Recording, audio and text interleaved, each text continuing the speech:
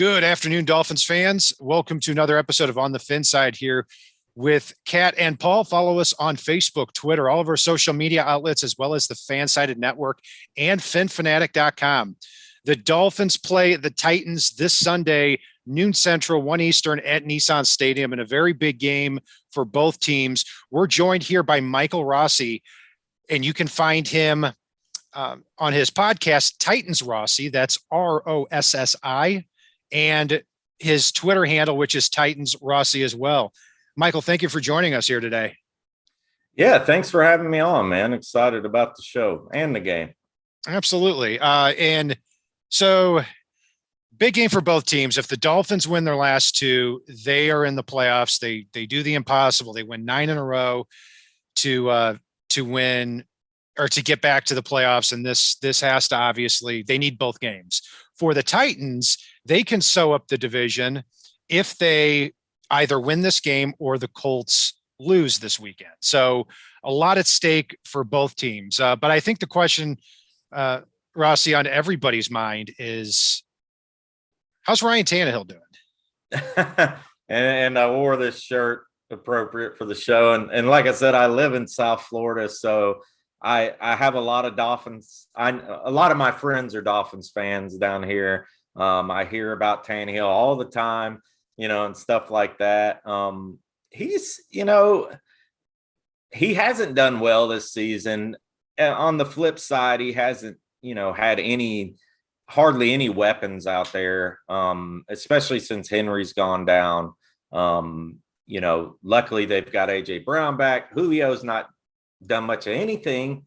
At the same time, he hasn't really been throwing the ball to Julio, which is strange because Julio's been open. I've seen film breakdowns of it where Julio's been wide open for whatever reason. Tannehill just doesn't throw him the football. Now, so yeah, I mean, Tannehill is Tannehill. He's kind of, to me, he's kind of playing like he was in Miami, but a little bit worse at the moment. Yeah. So, going back to what you said there, I mean, in 2019 and in 2020, the Titans averaged over 28 points per game with Tannehill a quarterback and with Derrick Henry in the backfield.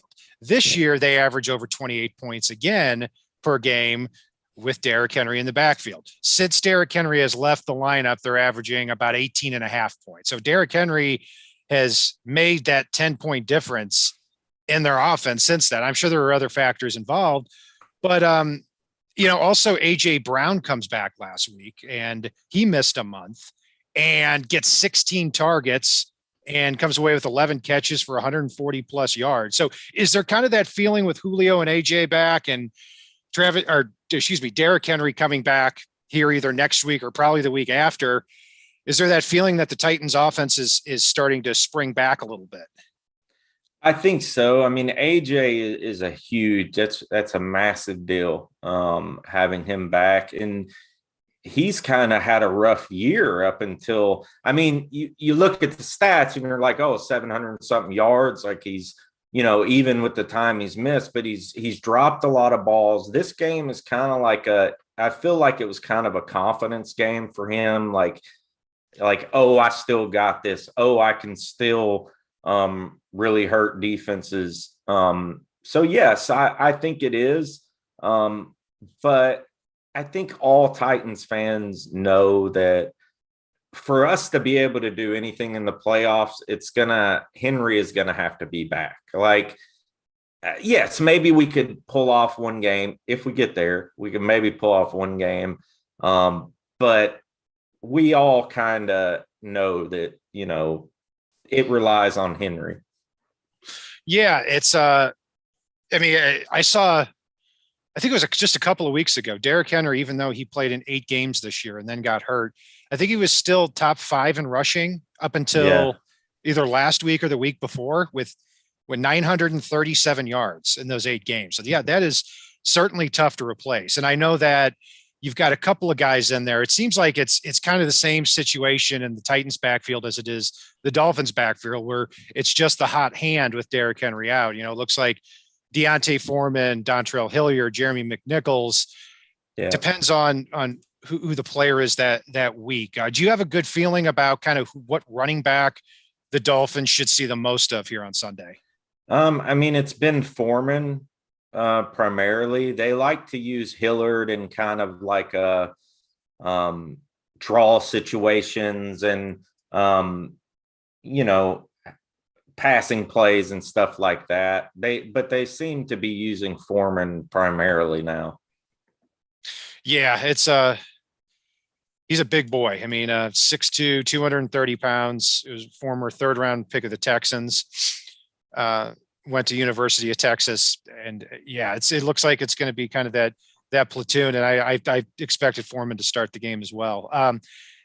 Along the offensive line, it looks like the Titans are going to have Taylor Lewan back for this game, and he missed the last game. Rookie, I believe Dylan Radins took his spot last week in the lineup. What was the impact of that last week against the 49ers, and what do you expect to see on the offensive line this week? It was kind of crazy because we all thought, oh God, Nick Bosa is going to come through and just destroy us. Because not only did we have Radens out, but we had our guard out too, our left guard, so like our whole left side.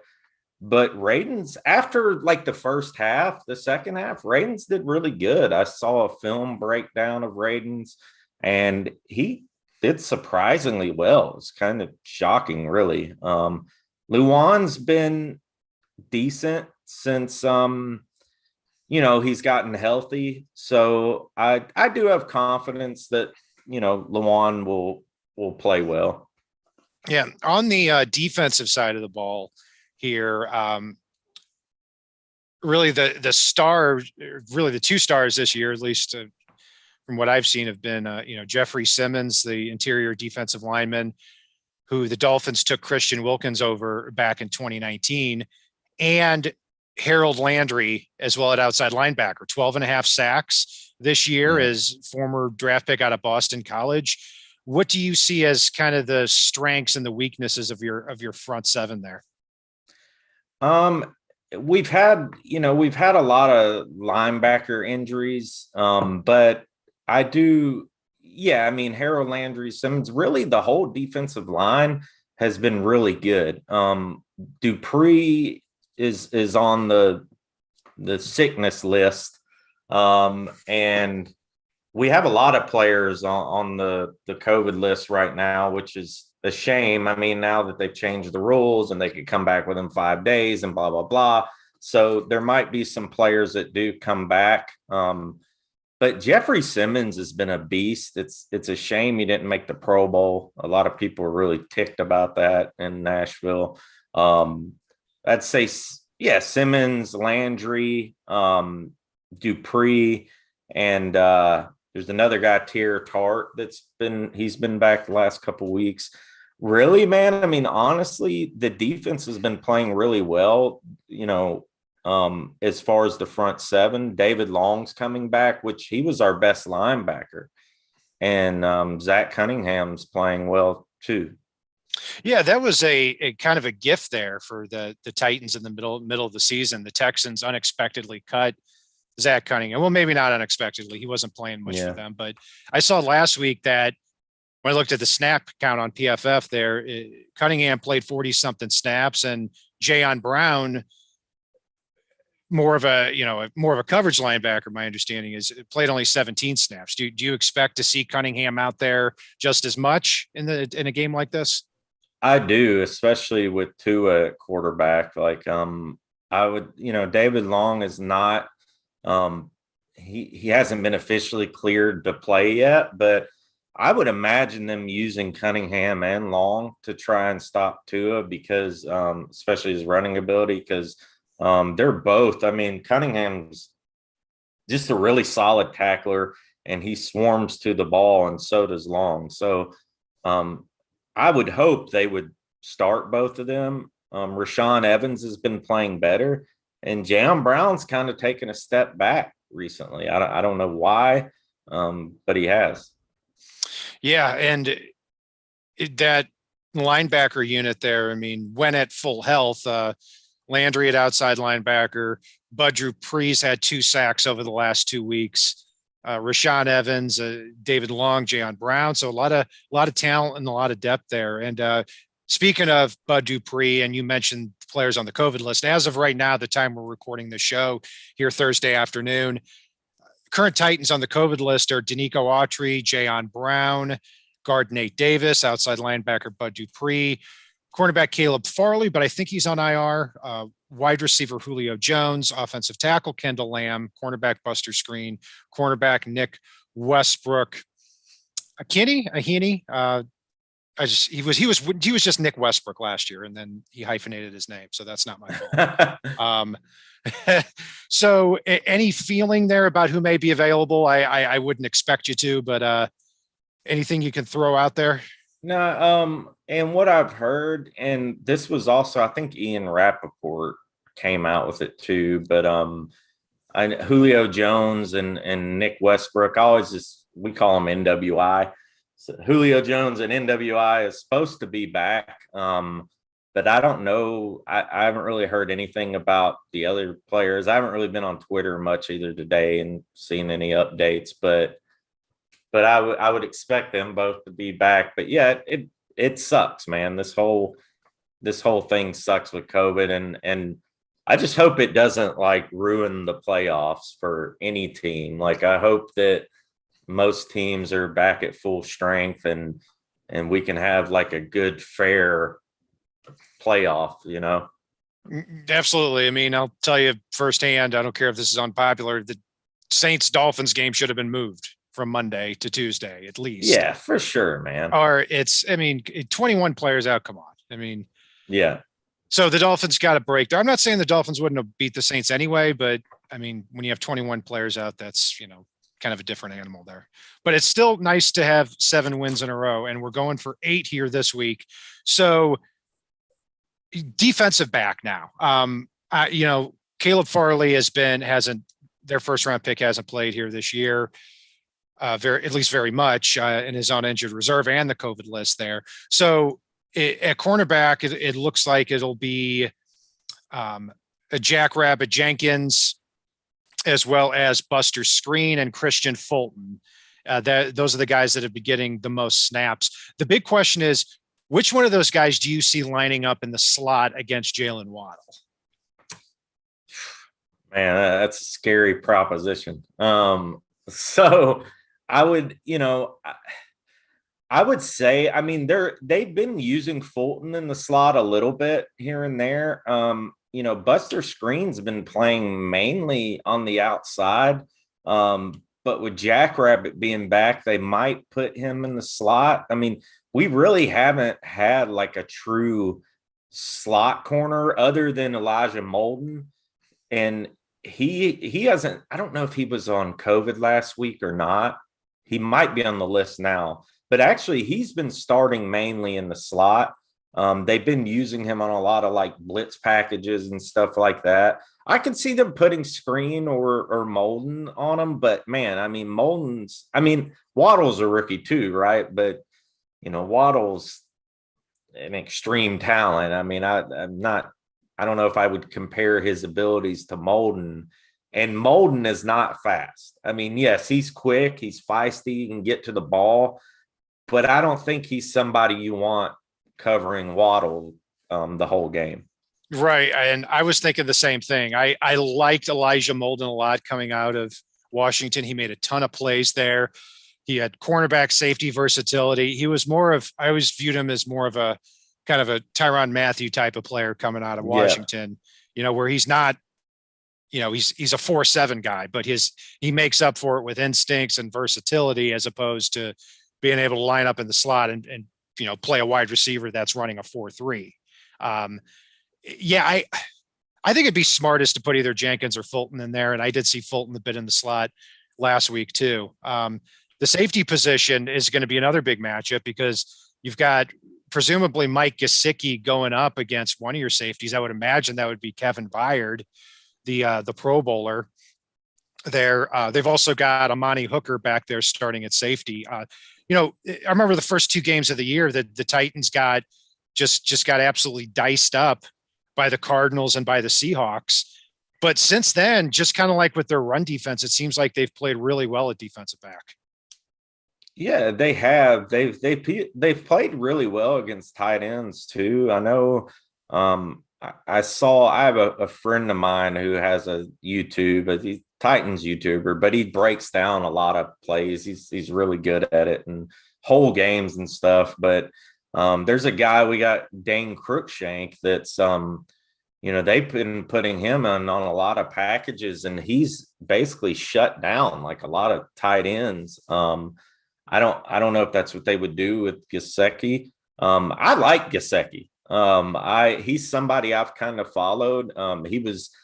I had him on my fantasy team last year. This year he hasn't produced as much as last year, I don't think, but he's still a good player, And I think,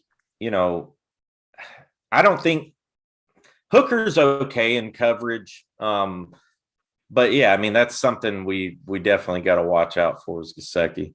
Gesicki, stat wise, has not played up to the level that he was playing at the beginning of the year. They've used him a little bit differently. They've used him a little bit more out in the flat as opposed to on so many vertical routes.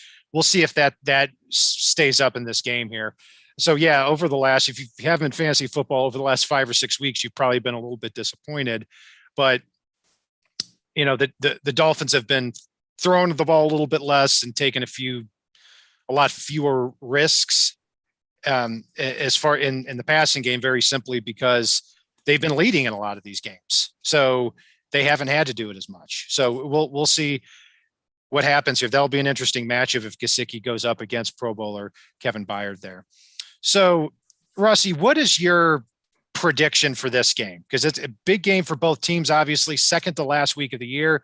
If the Titans win, they're in the playoffs. They might be in the playoffs even if they don't win, en route of the Colts losing on Sunday. So a little more at stake for the Dolphins, but still a big game for the Titans. How do you see this one turning out with the Titans as a 3.5 point favorite? First of all, I don't ever like being a favorite as a Titans fan because one thing, we typically are never favorites. But I think it's going to be I think it's going to be a dog type of game, I don't think it's going to be high scoring. I think, both defenses are playing well. I mean, you look at, for Miami, Xavier Howard, I mean, he's been playing great. And who's the other guy at cornerback? Byron Jones. And that'll be an interesting matchup with Xavier Howard and Byron Jones lining up at cornerback. Yeah. Going up against AJ Brown and Julio Jones and Nick Westbrook also in the slot against presumably Nick Needham. So yeah, that's going to be the interesting one, because if they can lock down those receivers and put some pressure on Tannehill, this could be a long day for Tannehill with how the Dolphins defense has been playing. But the same can be said for the Titan side of the ball. They're playing really well on defense. I mean, I crunched some numbers over the last 6 weeks. The Titans are allowing 2.6 yards a carry to opposing running backs on the ground. And, in pass defense, they're doing really well too. I mean, they haven't had great competition the last 3 weeks that they faced, and again, the Dolphins haven't either. So yeah, I mean, I could see this being, like you said, a dogfight here. Yeah, I definitely think so. And what's crazy is I noticed this stat the other day that, I mean, the Dolphins are freaking first in the league in sacks, which is like, and it's not like they have a couple guys who they don't even have a guy in double digits. It's like a team effort, I know the Ogba guy and Jalen Phillips. And is Jalen Phillips, is he he's not a rookie, is he? Oh yeah, he's a rookie with first round pick. Okay. 8.5 sacks. So yeah, he had 8.5 sacks. Ogba had 9. Brandon Jones, their strong safety, has 5. Jerome Baker 4.5. So okay. Yeah, the Dolphins went from in the first 8 games having only 12 sacks. So not a lot, to now they have 45 sacks and are leading the league. And Ryan Tannehill has been sacked exactly 45 times this year. It's so been terrible. that sticks out. That sticks out as something that the Titans certainly have to correct. But if they do, and Tannehill gets more time than usual, that I think the momentum certainly swings in the Titans' favor here. Yeah. So I haven't really thought about a score prediction. I'm gonna say it being at home in Nashville, and I kind of wish it was here because I live 30 minutes away from the stadium, but I am glad that it's at home. I'm gonna say I think it's gonna be a dogfight, man. I'm gonna say like 20-17, the Titans, and it's going to come down to the very end. That's exactly what I have too, except I've got the Dolphins coming away with it. Yeah. I mean, I could very easily switch it the other way before we do our preview show on Sunday. I mean, or on Saturday, I should say. Yeah, man. I wish you excuse me. I'm not going to wish you the best of luck. That's something that people say because I don't want the Titans to have any luck. But I hope you enjoy the game on Sunday. Yeah, man, you too. And like I said, I really appreciate you having me on. And do this again. Maybe we could, you could get together on my show after the game. We'll talk about it or something. Yeah, absolutely. We'll look at something here. We're joined by Michael Rossi here from Titans Rossi Podcast. Be sure to follow him on Twitter as well.